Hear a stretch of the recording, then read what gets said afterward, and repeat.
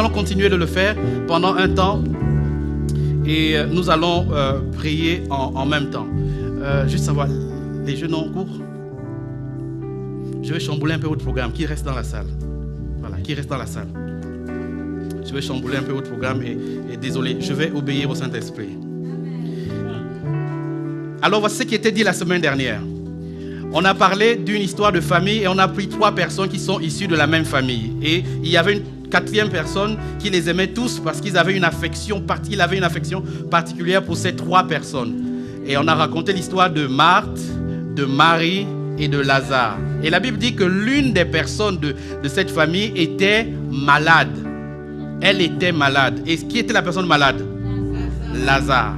Et on avait dit la dernière fois que la première situation, c'est qu'il fallait décrire à Jésus la situation telle que nous la vivons. Et il fallait identifier qui était le malade dans la famille. Et une fois qu'on a identifié le malade, ça peut être moi-même, ça peut être mon frère, ça peut être ma soeur, ça peut être mon père ou ma mère. Mais il faut identifier par la prière et aussi par la révélation qu'il y a une situation qui est pas bien dans la famille. Deuxièmement, on a dit qu'il faut amener Jésus vers ce qui m'attriste ou ce qui me blesse. Seigneur, je ne te présente pas simplement la situation, mais je te conduis là où se trouve le problème. La pourriture dans la famille ou dans ce domaine familial se trouve au niveau des finances. Quelque chose ne décolle pas. C'est comme s'il y a un plafond de verre que je ne peux pas, pour lequel je ne peux pas percer, je ne peux pas aller au-delà. Et c'est la raison pour laquelle ma famille souffre de ça. Ça, c'est le deuxième point. Et on a dit qu'il faut aller ôter la pierre. Ôter la pierre, c'était l'incrédulité qui me poussait à ne pas faire les choses. Oui, j'ai dévoilé la chose. J'ai appelé Jésus à intervenir. Mais à un moment donné, je doute même que Jésus peut intervenir. Parce que je me bats entre la réalité et la vérité que le Seigneur dit.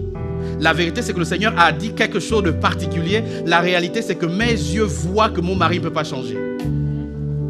Mes yeux voient que mon enfant, mon église ou ma situation ne peut pas changer parce que tout est verrouillé d'avance. C'est de cette histoire dont nous avons parlé. Et nous avons dit qu'il fallait voir et ôter, prendre la décision d'enlever, de faire un pas spécifique. Je décide que ça s'arrête.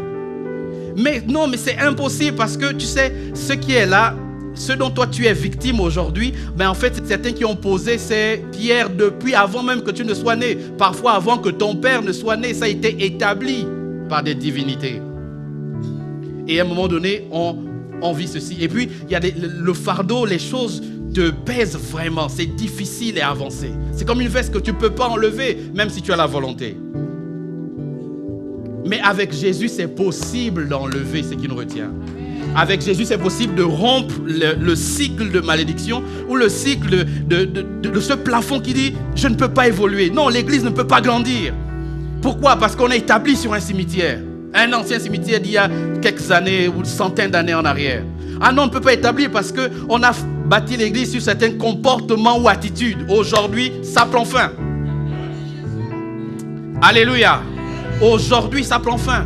Non, la gestion, on peut faire comme ça, que ce soit dans le domaine personnel comme dans le domaine communautaire. Il y a des choses qui doivent s'arrêter parce que si vous remarquez bien, il y a comme des cycles qui se répètent à chaque fois dans la famille, dont tu n'es que l'une des victimes. Dans un domaine possible, ça peut être parfois par question de relation, où tout se casse dans la famille. Ça peut être aussi des questions spirituelles. Peu importe, ce mois, c'est le mois de la restauration. Et on a dit, une fois que Jésus est devant le tombeau de Lazare, il va déclarer cette phrase. Lazare, sors. Parce que Jésus a la capacité de guérir. Il est la guérison même en personne. Il a la capacité de dire à la personne qui est dans le tombeau, enfermée, enchaînée par des liens, sors, allez, sors, reviens. Mais mon texte dit, et ma Bible dit, et la vôtre aussi, que, qu'est-ce qui se passe? Le mort sortit. Celui qui a été nommé, c'est Lazare. Celui qui est sorti, c'est un mort. Pourtant, Jésus guérit. Et que celui qui est sorti, le mort, il est sorti avec ce qui l'a amené à la mort. Avec les mains liées et les pieds liés. Alors moi je me suis posé la question, mais pourtant Jésus dit, Lazare sort. J'ai compris que Jésus a parlé à un autre niveau. Il a parlé à l'origine au problème. Mais Jésus n'est pas allé vers Lazare pour dire, bon, je t'enlève ces bandes, parce que ce n'est pas Jésus qui avait mis les bandes. Je ne sais pas si vous avez remarqué le texte. Qui avait mis les bandes? Ceux qui l'ont embaumé, ceux qui l'ont enterré, ceux qui l'ont mis là, ceux qui ont dit des choses sur lui. Ce sont ces personnes par lesquelles Dieu va repasser pour restaurer Lazare. Alors on a découvert une histoire simple. C'est que la guérison est du domaine de Dieu.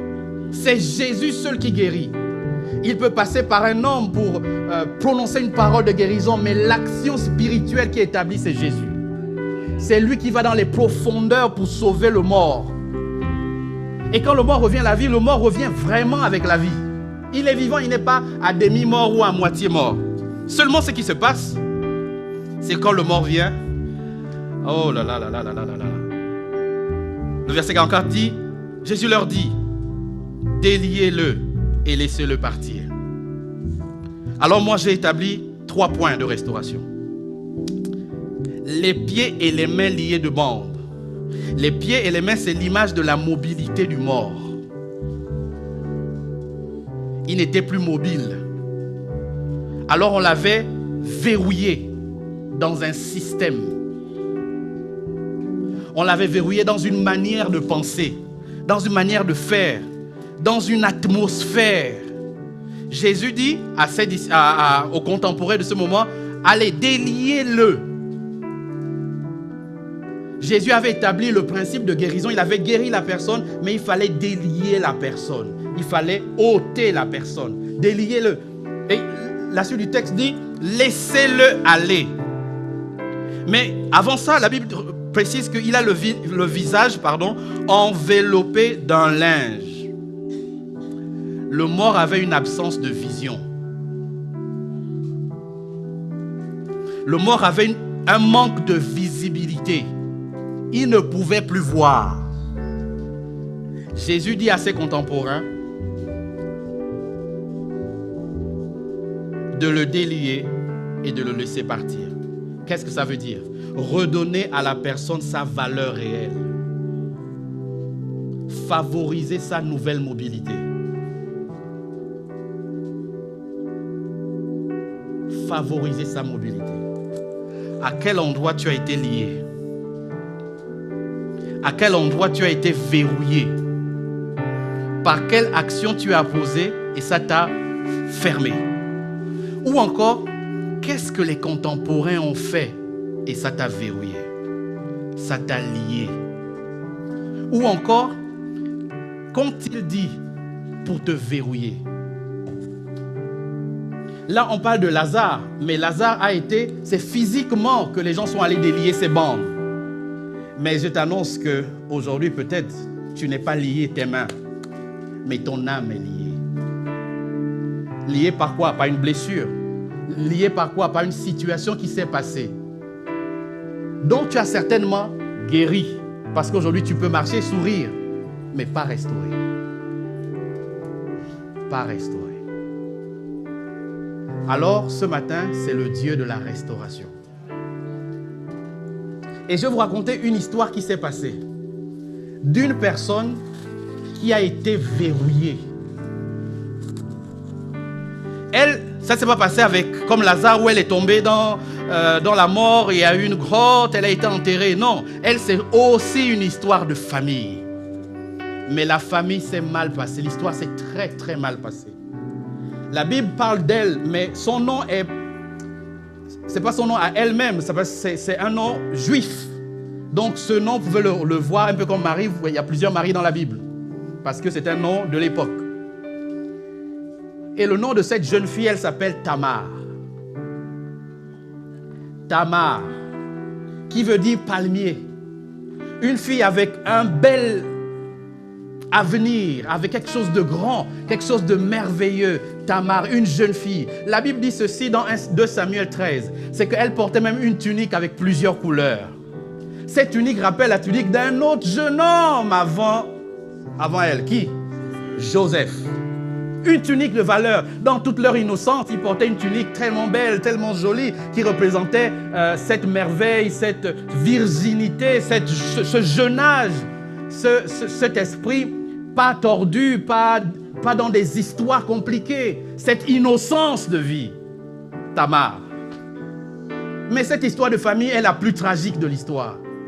Alors une jeune fille, on le lira dans 2 Samuel 13, ce qui va se passer, c'est que un homme qui était son frère aîné, la Bible dit que David a eu des fils. Et David a eu un premier fils. Son nom c'est Amnon. Fils aîné. Celui qui était promis à la couronne. Parce que d'après les traditions juives et dans le domaine de la royauté, c'était le fils aîné qui succédait au père une fois que le père décédait. Donc il était le plus promis à la couronne. Une histoire de famille.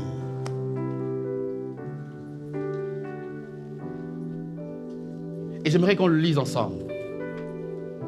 Dans 2 Samuel, chapitre 13. On ne va pas lire toute l'histoire, on va lire juste quelques premiers versets. Après cela, voici ce qui arriva à Absalom, fils de David. Absalom, c'était l'un des fils. Vous pouvez bien connaître l'histoire des fils de David, du moins la généalogie de la vie de David dans 1 Chronique, chapitre 3. Vous comprenez tout le chapitre. Il avait une sœur qui était belle et qui s'appelait Tamar. Et Amnon, fils de David, l'aima. Amnon était tourmenté jusqu'à se rendre malade à cause de Tamar, sa sœur. Gardez bien le verset 2. Amnon était tourmenté jusqu'à se rendre malade à cause de Tamar, sa sœur. Car elle était vierge et il paraissait difficile à Amnon de faire sur elle la moindre tentative. Amnon avait un ami. Notez, un ami. Nommé Jonadab, fils de Chiméa, frère de David. Et Jonadab était un homme très habile.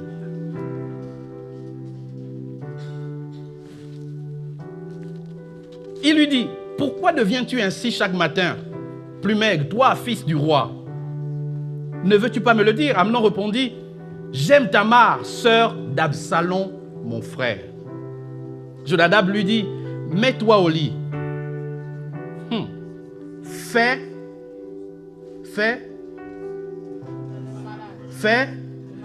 Selon vous, ça veut dire quoi? Fais.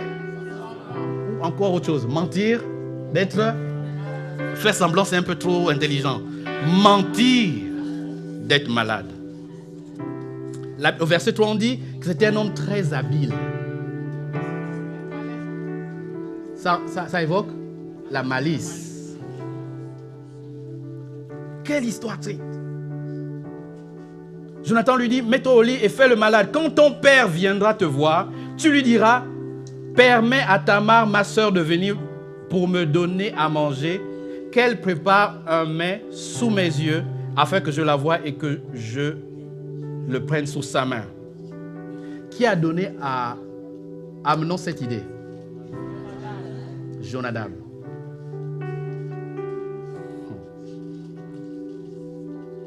Amnon se coucha et fit le malade.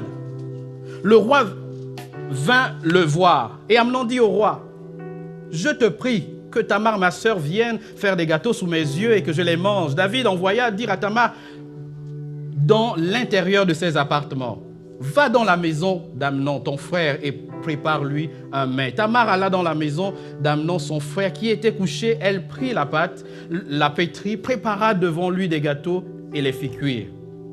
Prenant ensuite la poêle, elle les versa par exemple devant lui. Mais Amnon refusa de manger. Mais c'était la raison pour laquelle il était couché.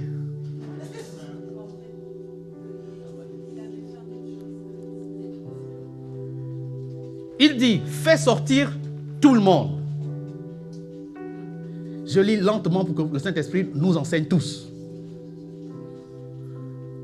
Fais sortir tout le monde. Mais c'est une affaire de repas. Et la personne qui est là, c'est ta sœur, fille de ton père, du roi.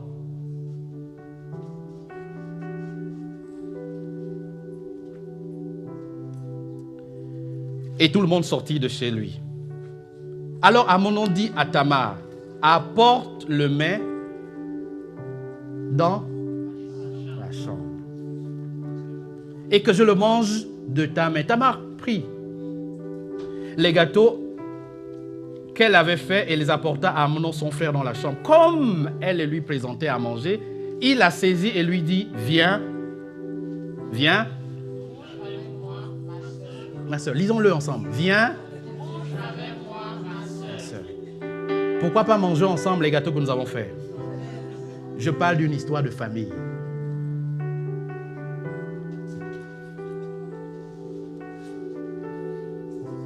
Elle répondit, non mon frère, ne... Lisons-le ensemble, j'aime bien cette partie. Non mon frère, lisons, ne... Car... Ne...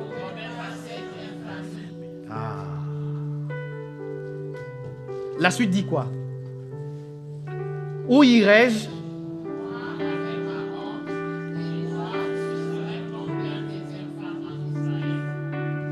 Maintenant, je te prie.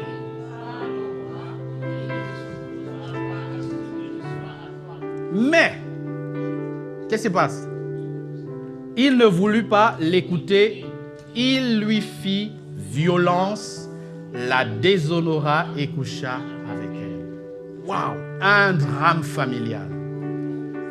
Catastrophe dans tout le palais, dans toute la famille. Je parle d'une histoire de famille. Et l'histoire de famille est une histoire biologique mais spirituelle aussi.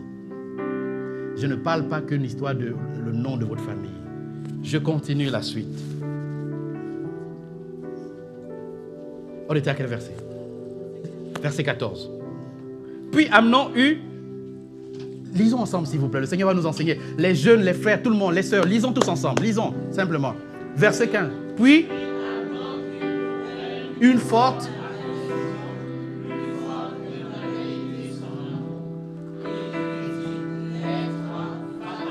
Je suis choqué. La Bible dit que cette aversion était plus forte que l'amour de départ. Entre griffes, bien sûr. Il lui dit, lève-toi et va-t'en. Sans pitié, sans remords. Le verset 16. Elle lui dit, n'augmente pas le mal que tu m'as déjà fait. Verset 17. Il ne voulut pas l'écouter et appelant le garçon qui le servait, il dit, qu'on éloigne de moi qui? Non, écoutez, qu'on éloigne de moi qui? Elle n'avait pas de nom?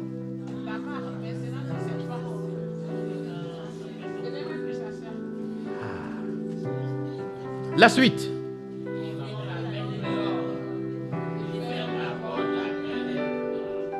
Waouh! Le verset 19, et ça c'est vraiment triste. Tamar,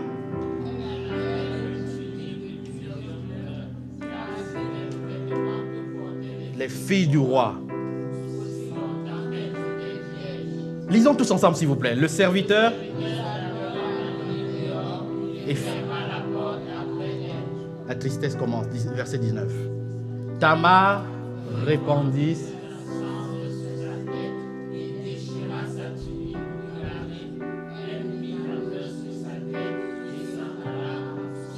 En poussant des cris.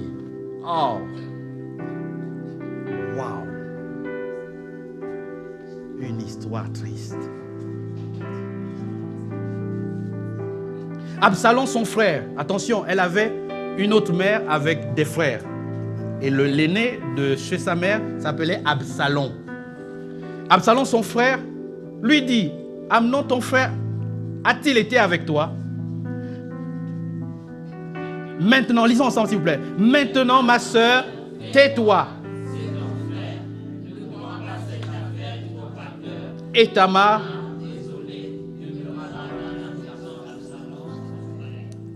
Verset 21. Le roi apprit toutes ces choses et il fut très irrité.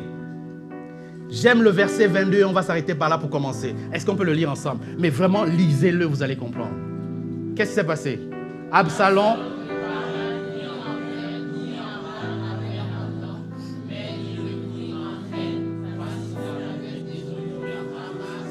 sa sœur. Aïe. Une histoire de famille compliquée. Et dans cette histoire,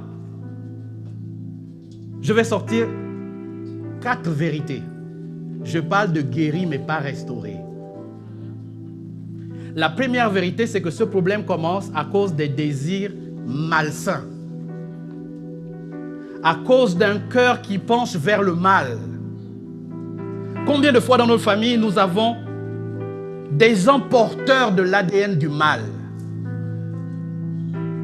Envers mon frère, envers ma soeur, envers ceci, envers cela.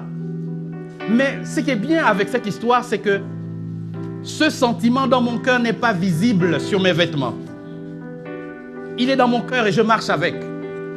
Jusqu'à ce que le diable passe par quelqu'un de malin. C'est ce que j'appelle les mauvaises amitiés.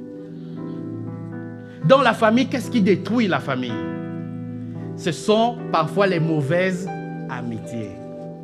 En fait, quelqu'un avec une valeur différente s'introduit dans la famille auprès du fils du roi. Le fils du roi, c'est qui? C'est moi, c'est toi. Nous sommes les fils du roi, de notre roi céleste, Dieu le Tout-Père, le Tout-Puissant. Et nous nous réunissons dans le cadre d'une famille.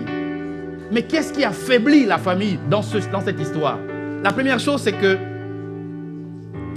il y a une mauvaise amitié qui est entretenue. Et la Bible dit que cet homme était habile. Donc il était reconnu pour son habileté. À construire des avions? Non. À se faire de l'argent dans des business et à développer très intelligent? Non plus. À construire des sites internet? Je ne suis pas sûr. Son habileté se trouvait dans la... Aujourd'hui, on va participer ensemble parce qu'on va prier ensemble. Dans la malice. Je te pose une question. Ce qui t'a amené à faire ce que tu as fait a une origine. Mauvaise amitié. Mauvais conseiller. Mauvaise fréquentation. Que ce soit des fréquentations virtuelles, parce qu'aujourd'hui on est dans le monde de la virtualité, ou des fréquentations physiques. C'est que parce que la personne qui t'amène à faire ce que tu as eu à faire n'a pas été la bonne personne qui pourrait te dire stop, arrête. Arrête. Cette histoire, au début de cette histoire, ça montre la sélection des amis. Identifier les personnes avec lesquelles on ne doit jamais fréquenter. Avec une certaine proximité parce qu'elles vont nous amener dans un trou. Je parle à tout le monde, mais beaucoup plus à la jeunesse de maintenant. L'amitié. Alors cet ami dit, mais pourquoi tu souffres? Mais si tu souffres, ton problème a une solution. C'est quoi? Ah non, je ressens des choses pour ma soeur. L'ami aurait dû dire que, mais c'est interdit ce que tu fais. Arrête-toi là. Oh, ce que tu fais, c'est pas bien. Tu sais quoi? Cette histoire est valable dans l'église du Seigneur Jésus. Où je vois ce que tu fais, je ne te dis pas, arrête, c'est le péché, c'est mauvais, arrête tout de suite, arrête. Le Seigneur va te juger, c'est grave. Et tu vas amener la honte dans toute la communauté. On ne peut pas arrêter la personne. La plupart, oui, mais est-ce que tu as réfléchi? Non, mais il y a une solution à ce problème. Tu peux bien l'avoir. Écoute, va vers le roi et dis au roi que tu es malade. Et tu as besoin que ta soeur vienne t'aider dans cette maladie. Combien de sœurs ont été abusées dans l'église de Jésus? Combien de frères ont été abusés dans l'église de Jésus?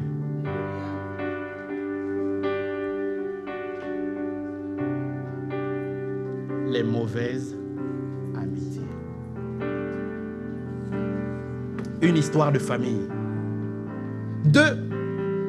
Non seulement les mauvaises amitiés, mais c'est le contenu de l'amitié. C'est que ce que je remarque, c'est qu'il y a de la malice et de la manipulation. il tourne peut-être le chagrin de son fait qui était certainement vrai et il fallait se battre avec. J'aime bien cette parole, c'est l'ancien qui parlait tout à l'heure, la parole de Caïn. Dieu vient vers Caïn et il dit, Caïn, attention, le quoi? Le péché fait quoi? Le péché se couche à ta porte. On dirait un être humain qui va sur son lit et qui dort. Le péché se couche à ta porte. Qu'est-ce que tu dois faire? Domine-le. Mais tu entretiens la malice dans ton cœur. Et le diable est tellement prudent qu'il envoie un ami qui a la capacité de repérer cela et de la mettre en valeur. Une histoire de famille, de drame. Et qu'est-ce qui se passe?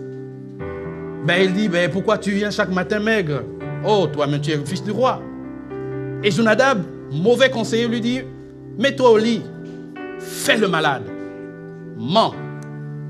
Dans l'amitié que tu as, est-ce que tu es un homme de vérité? Es-tu un homme, une personne de vérité? Qui sait que je préfère te perdre comme ami, mais te dire la vérité? Tu es en train de mentir à ta femme. Tu es en train de mentir à ton mari. Tu es en train d'abuser de la confiance de cette personne. Arrête. Arrête. La manipulation et la malice. Troisièmement, avant qu'on ne prie, ce que je remarque aussi, c'est que cette histoire nous montre que dans la famille, il y a des interdits. Dans toute famille, il y a des choses qu'on ne fait pas. Parce que dès qu'on a ouvert la porte à cela, les conséquences sont désastreuses. Il y a des choses que l'on ne doit pas faire dans une famille spirituelle. Ça fait partie des interdits. Par exemple, favoriser l'injustice dans une famille spirituelle et biologique, c'est interdit.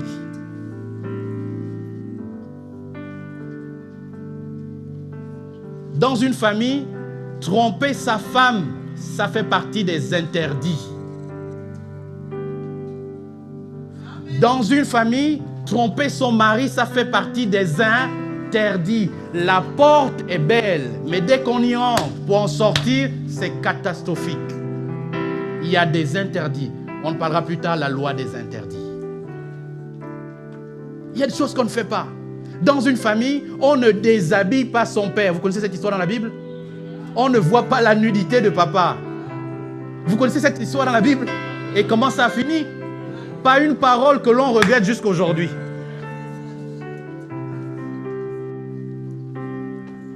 Dans une famille, il y a des choses que l'on ne fait pas. C'est une histoire de famille.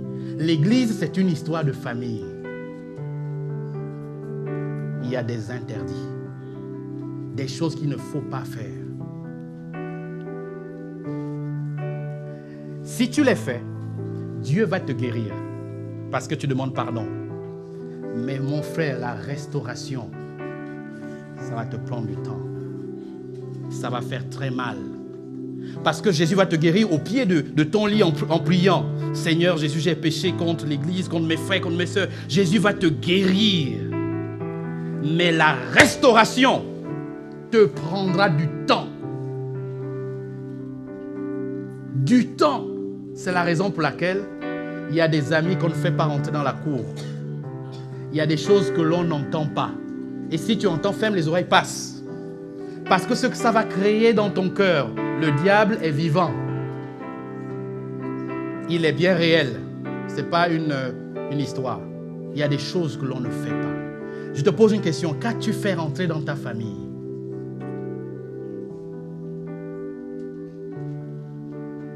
Il y a une autre aussi. Ce n'est pas une amitié au sens physique, mais c'est une amitié entre griffes au sens spirituel. C'est que Dieu m'a dit, je sens dans mon cœur que je dois faire ceci, je dois faire cela. Et parfois, quand je fais ceci, ça fait rentrer ma famille dans un cycle de problèmes.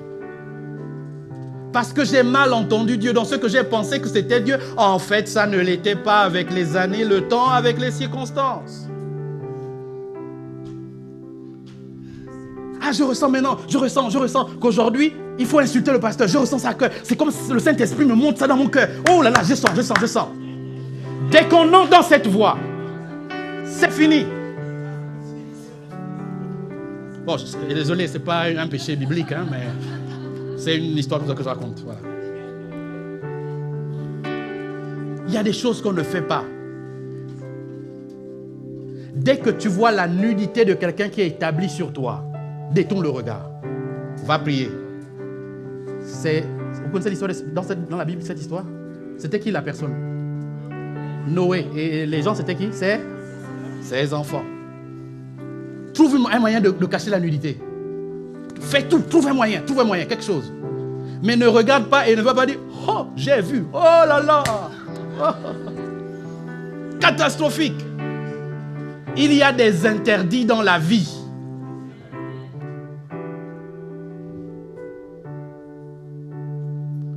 Dans la vie, l'un des interdits, c'est qu'on ne prend pas la nudité du père de la maison et la met dehors. Quelle que soit la folie avec laquelle le père se comporte, même si on a identifié que c'est la folie. J'aime Marthe et Marie. Elles sont allées raconter le problème à Jésus. Même si les gens du village avaient remarqué qu'il y a un problème avec ce monsieur-là, il est vraiment malade, il est bizarre, il est en train de maigrir, il va certainement mourir. Mais eux, ils ont préféré, d'après ce que la Bible nous dit dans le livre de Jean, ils sont allés raconter le problème à Jésus. Pas aux voisins, à Jésus. Il y a des interdits dans la famille. Montrer la nudité du père de la maison. Ça fait partie des interdits. Non, mon père est toujours comme ça. Il m'énerve. Je parle à quelqu'un qui est adolescent. Je trouve pas ça normal. On ne doit pas éduquer un enfant comme ça. Oui, tu as l'expérience de l'éducation d'un enfant. Je sais. Mais il y a des choses qu'on ne fait pas. Avec ta colère, va dans la chambre, pleure, prie, crie. Quand tu finis, oui, bon, viens manger à la maison. Viens manger avec les papas, maman, les frères et les sœurs. On n'humilie pas un père. Les conséquences, la porte ouverte va détruire la famille. L'acte a détruit déjà, commence à détruire. Mais je veux dire, les conséquences de ça, c'est difficile à corriger. Une histoire de famille. Et quand je parle de la dimension de père, je parle de père au sens global. Mère comme homme, hein, homme comme femme. Voilà. C'est pas parce qu'on est en France et qu'on a la culture française que l'on doit parler à son père et à sa mère avec mépris. Parce qu'on est dans la liberté d'expression. Et la devise c'est liberté, égalité, fraternité. Donc ton père c'est ton frère. Où je peux te parler? Non, on est tous des frères. Oui, dans l'église, on est tous des frères. Parce que Jésus, qui nous a sauvés, qu'est-ce qu'il fait de nous?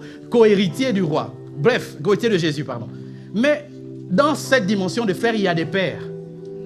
Jean le dit, il y a des enfants, des jeunes gens, et il y a des pères. Bien que tous frères en Jésus, on ne m'humilie pas des pères. Il y a des interdits. Et Tamar dit, ce que tu vas me faire va me porter en toute ma vie. Je ne sais pas comment je vais m'en sortir avec. Vous savez, parfois vous amenez la honte même sans parler.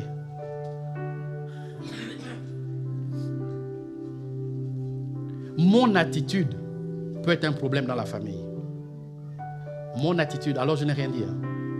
Mais mon attitude désinvolte peut être un problème dans la famille. Et attrister le cœur du Père. Mais qu'est-ce qu'il y a? C'est comment? J'aime le verset 12, elle répondit, non mon frère, ne me déshonore pas. Car on n'agit pas comme ça en Israël. J'aimais bien, je veux remplacer. On n'agit pas comme ça dans l'église du Seigneur. Ne me déshonore pas. Ne commets pas cette infamie. Où irais-je avec ma honte? Quand je me baladais à l'église, on saura, ne fais pas ça. Réfléchis bien avant de poser cet acte. Tu vas me faire du tort. Et cette fille est même gentille. Elle dit, et toi, tu seras comme l'un des infâmes dans l'église du Seigneur. Elle a un bon cœur, cette fille. Maintenant, je te prie, parle au roi. Elle donne même une solution. Oh, cette fille est vraiment bien. Mais il ne voulut pas l'écouter. Il lui fit violence et déshonneur. Cette histoire, ça parle aussi des femmes qui sont humiliées dans leur maison, blessées et qui souffrent en silence. Ah, dans l'église du Seigneur, on en a beaucoup. Et avant de prier, je ressens le verset 22, là où on s'est arrêté, et on continuera la semaine prochaine. Mais dans cette histoire, la première partie, on ne voit pas Absalom. On raconte juste son histoire au début du premier verset, mais après on ne le voit pas. Cette histoire est racontée. Mais elle est abusée, elle sort, elle crie. Son frère Absalom voit la douleur de sa sœur, elle crie. Il dit à sa sœur, qu'est-ce qu'il faut faire? Tais-toi.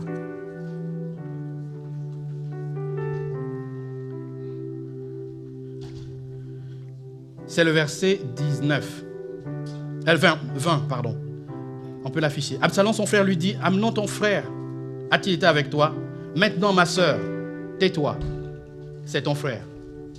Ne prends pas trop à cœur cette affaire. Et Tamar, désolée, triste, demeurait dans la maison de son frère Absalom. Elle a quitté la cour où se logent les filles du roi, les princesses, pour aller loger dans la maison de son frère aîné. Le péché dans la famille déloge la famille d'un endroit paisible.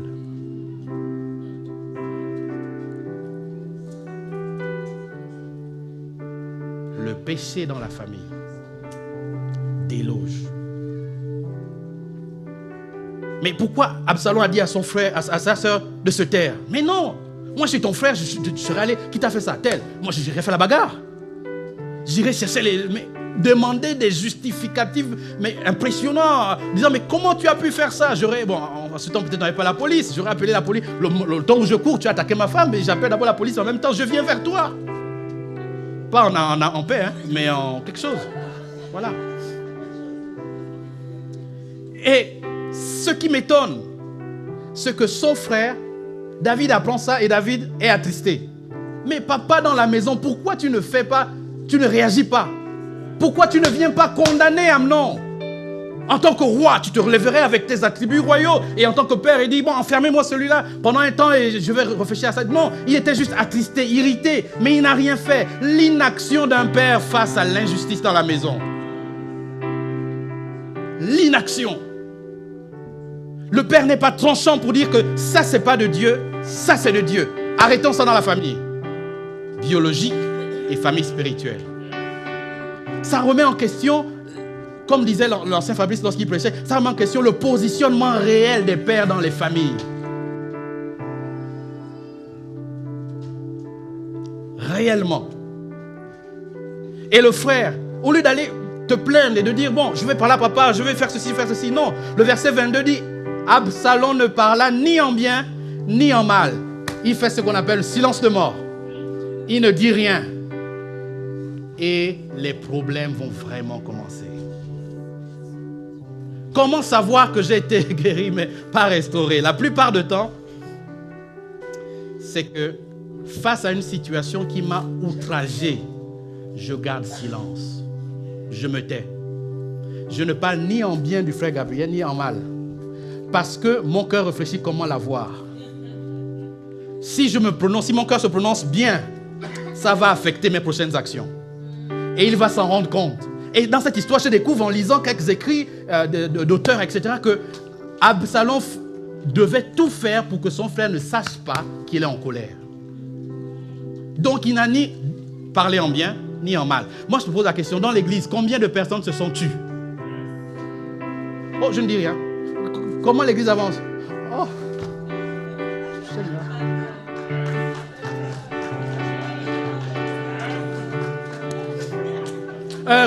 Est-ce que tu apprécies le travail qu'on est en train de faire en ce moment?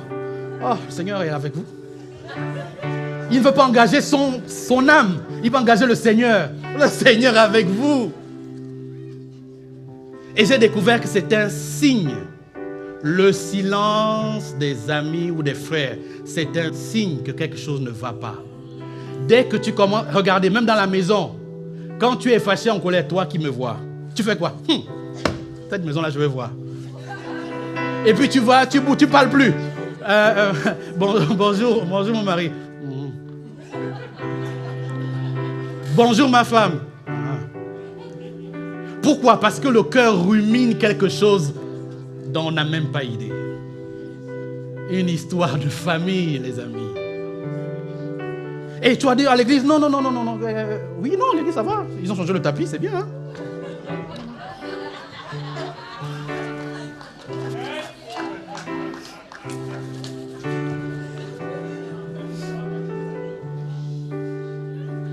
Et ça se passe aussi avec des frères. Oh, tu vois la soeur Indira, comment... Oh non, ça va. Je réfléchis d'abord. Mais en fait, réfléchir là, c'est le même cas qu'Absalom. Je ne parle ni en bien, ni en mal. Si je parle en bien, je vais contredire la pensée réelle de mon cœur. Si je parle en mal, ça va... Pardon? Ça va dévoiler le plan inique et mauvais et méchant. Non, il faut pas... Oh! Sœur Fleurette, ça va? Bon. Une histoire de famille. Mais ce qu'on va découvrir la semaine prochaine, on va découvrir que Amnon, en fait, en sous-marin, préparait une guerre. Absalom, il préparait une guerre contre son frère. Et son frère n'a rien vu venir. Ni le roi, ni Tamar, ni Amnon lui-même. Personne n'a rien vu venir. Ni les généraux du roi, personne. Parce que c'était d'une violence et d'une précision, tu n'as même pas idée. Dans la famille, pourquoi tu t'es tu? Ah non, le silence est d'or. C'est la sagesse divine. Je me tais. Tu peux te taire contre quelque chose qui est mal. Selon toi, c'est mal. Mais tu ne peux pas te taire. Tu dois l'exprimer, le dire que ça, c'est mauvais. Mais j'ai découvert aussi dans l'histoire d'Absalom, c'est que Absalom a parlé à des gens, mais pas aux concernés. Absalom s'est ouvert aux gens. Il a donné des ordres aux gens de faire du mal, mais jamais aux concernés. Les concernés ne savaient pas. Amnon ne savait pas que l'acte que j'ai posé, l'interdit que j'ai violé, a détruit la famille. Et ça fait mal à mon frère. Alors je vais parler d'un thème la semaine prochaine, les silences hypocrites dans la famille.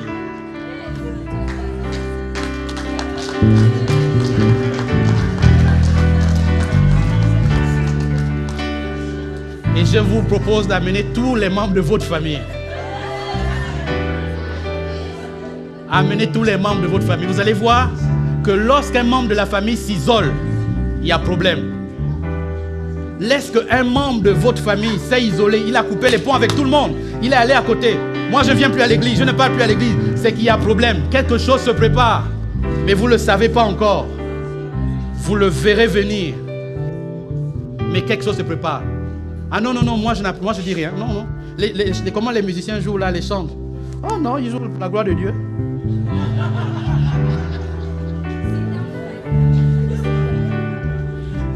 Il y a le concert de louange. Ah, il y a un concert de louange. Hein? Ah, d'accord, c'est où à Vazarelli? Quand? Le 22 mars. Ok, gloire à Dieu. Jésus sera glorifié. Mais je ne prends ni mon billet, je ne prends ni le billet en positif ni en négatif. Je ne prends rien du tout. Je n'offre même pas à quelqu'un, c'est que voilà. Après, le lendemain, en fait, comment ça s'est passé votre...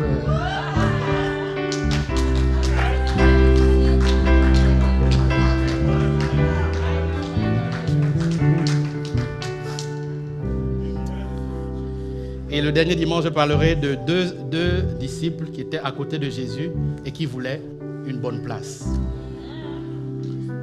Une histoire de famille, je vous assure. C'était deux frères avec la même maman. Mes prédications cette année, ce n'est qu'une histoire de famille. Alors frères, sœurs, qu'est-ce qui a créé un silence en toi? On va faire comme Marie et Marthe. On va faire ça. faisons-le simplement. On identifie où se trouve le problème. On présente à Jésus le problème et on invite Jésus de prendre la première place désormais. Que ce problème disparaisse. On note les incrédulités qui nous animent pour laisser place à la résurrection. Connais-tu quelqu'un dans l'église qui est devenu silencieux?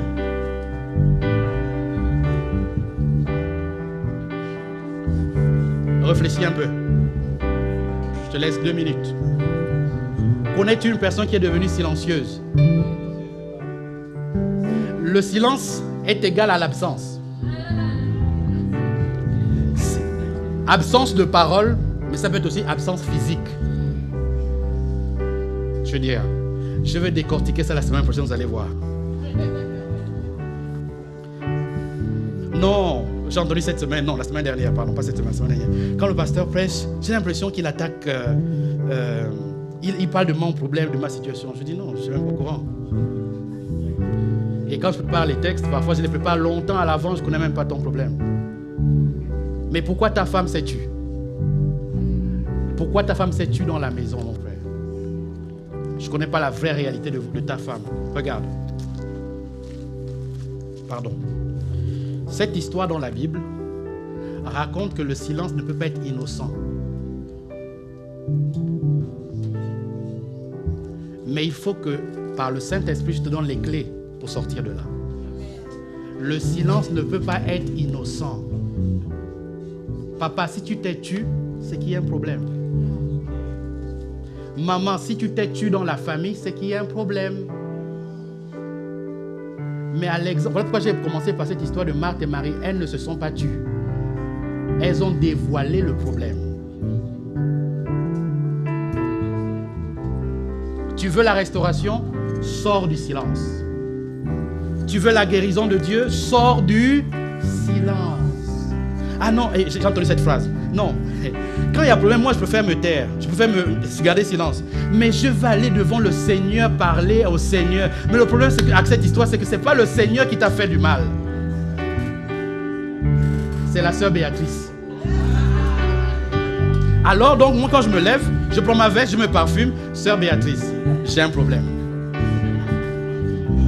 Parce que pourquoi veux-tu prier Dieu alors qu'avec ton frère il y a problème? Pourquoi veux-tu être bavard avec Dieu et silencieux avec ton frère? Non, réfléchissons. Bavard avec le Saint-Esprit. Moi je mais silencieux avec ton mari à la maison. Mutisme.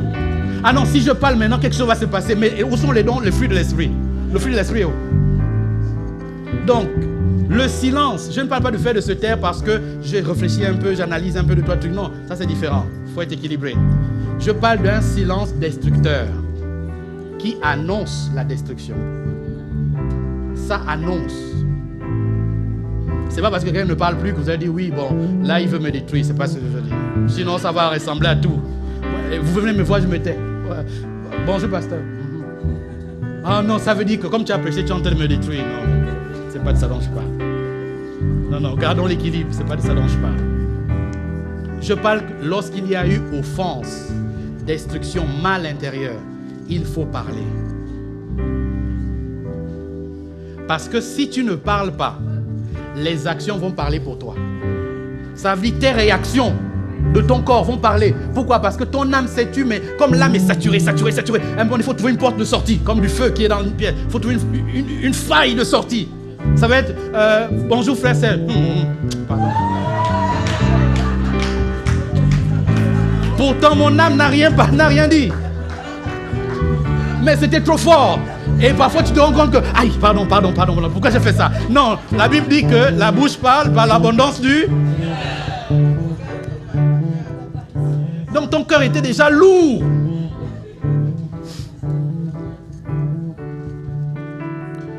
Est-ce que tu es prêt à prier maintenant? Voilà. La parole de Dieu met à nu les choses. Et maintenant, il faut prier. Il faut que tu sortes du silence dans lequel tu es rentré. Oui, le silence peut être justifié parce que ce qui s'est passé avec ta mère, c'est grave. C'est à condamner, c'est super grave. Mais ton attitude ne justifie pas la gravité. Non, ce qui est grave est grave. Mais pour que ça soit grave et pour donner ça une valeur spécifique, il faut pouvoir être capable de condamner ce qui est mal. Mais quand tu te tais et que tu ne condamnes pas, tu ne dis rien, tu ne fais rien. Et même à l'église, c'est comme ça. Tu es devenu muet. Alors que tu étais le plus bavard de tous les bavards de l'église. Mais tu es devenu muet. Oh, mon cherche le frère, il est où? Oh, la sœur est où? Muet.